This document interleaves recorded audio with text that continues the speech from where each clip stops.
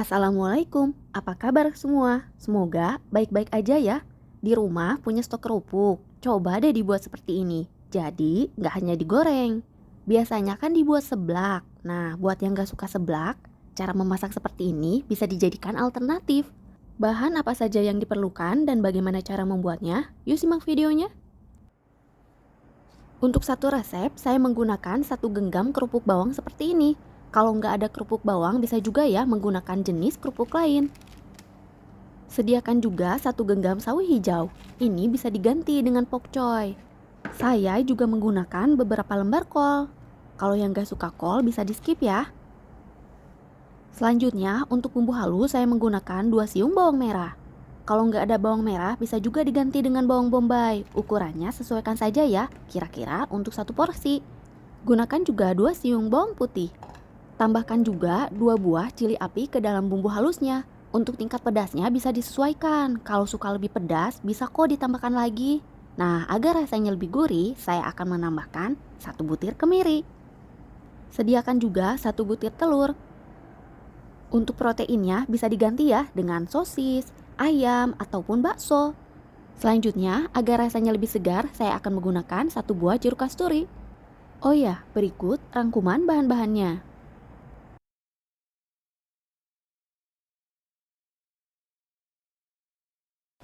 Sekarang kita langsung proses memasak ya. Setelah sawinya dicuci sampai bersih, kita potong-potong. Saya potong sekitar 2-3 cm aja.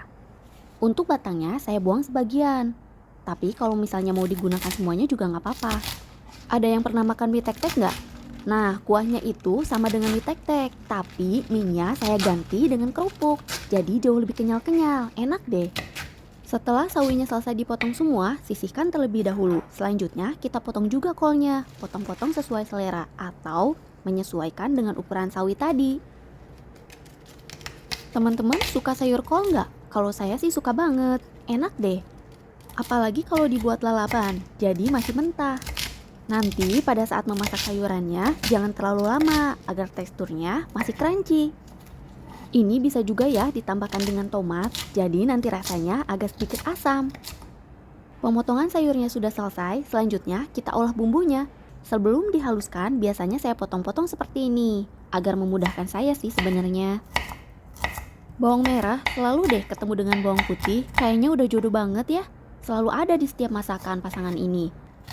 Ada sih beberapa masakan yang hanya menggunakan bawang merah atau bawang putih aja, tapi seringnya selalu berpasangan bawang putih dan bawang merah. Kalau bahan-bahannya dipotong dulu seperti ini, nanti pada saat diulek jauh lebih cepat loh. Jadi kita nggak usah menambahkan garam. Kadang kan kita menambahkan garam agar proses pengulekannya jauh lebih cepat. Nah, kalau dipotong-potong kayak gini, beneran deh nggak usah ditambahkan garam pun, menguleknya jadi lebih mudah. Kalau kemiri sih nggak usah dipotong dulu ya, karena kan dia kesat. Jadi mudah banget buat diulek. Semua bahannya ulek sampai dirasa cukup halus. Pernah gak sih bandingin bumbu-bumbu yang dihaluskan menggunakan blender yang dicampur sedikit air dan yang diulek secara manual seperti ini? Rasanya beda nggak? Coba jawab di kolom komentar ya. Nah, ini kan sudah cukup halus, sisihkan terlebih dahulu. Selanjutnya kita olah dulu kerupuknya. Panaskan air, setelah mendidih baru kita masukkan kerupuk.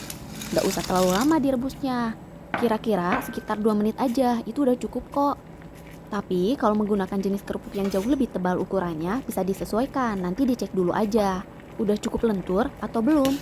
Sesekali aduk ya kerupuknya agar matang merata. Kadang kan bagian bawah itu lebih cepat matang dibandingkan dengan bagian atasnya.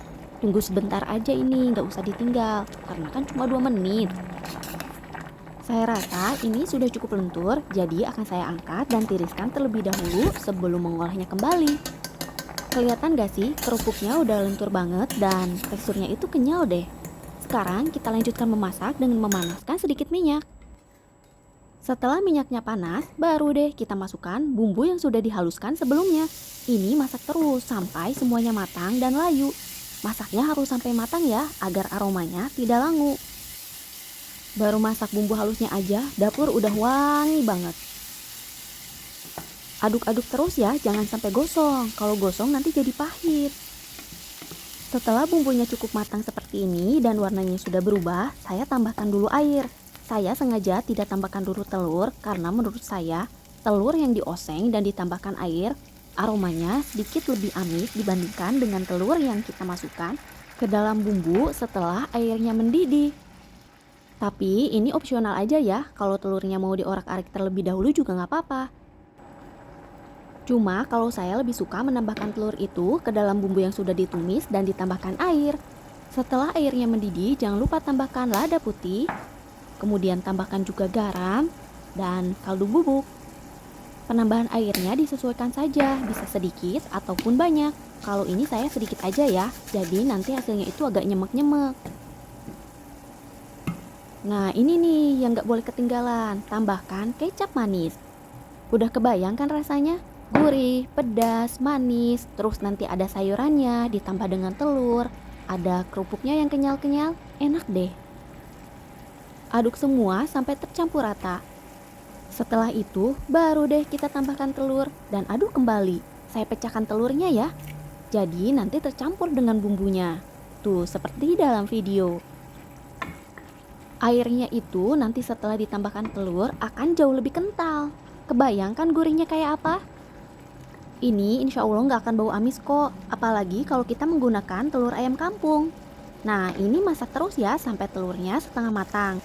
Setelah telurnya setengah matang dan airnya agak sedikit menyusut, baru deh kita tambahkan sayurannya. Ini masaknya nggak usah terlalu lama ya, agar tekstur dari sayurannya masih crunchy. Setelah semua sayurannya masuk ke dalam wajan, aduk-aduk terus ya. Nggak usah ditinggal, ini kan masaknya cepat. Terus kalau misalnya kurang air bisa kok ditambahkan pada saat memasak ini. Dikira-kira aja, lebih suka yang nyemek atau kuahnya yang banyak. Tapi kalau saya sih lebih suka yang nyemek ya. Setelah semuanya tercampur rata, baru deh kita tambahkan kerupuknya. Ini kan kerupuknya lengket-lengket, jadi nanti pada saat memasaknya agak sedikit dipisahkan ya. Ditekan-tekan aja dengan menggunakan sutil. Kerupuknya kan emang udah mateng, jadi pada saat pemasakan ini nggak usah terlalu lama. Asal kerupuknya udah tercampur dengan bumbu dan terpisah satu sama lain, itu bisa diangkat dan disajikan. Jangan lupa pada saat disajikan, tambahkan jeruk kasturinya. Jadi rasanya jauh lebih enak dan segar. Kebayangkan rasanya yang gurih, manis, ada sedikit asinnya juga. Ditambahkan dengan rasa asam dari jeruk kasturi. Oh iya, jangan lupa sebelum mematikan kompor, cek rasanya terlebih dahulu. Olahan kerupuknya udah jadi. Gimana? Cukup mudah bukan untuk membuatnya? Menurut saya, ini lebih enak deh dari seblak. Terima kasih ya yang sudah menonton sampai selesai. Jangan lupa request. Bye!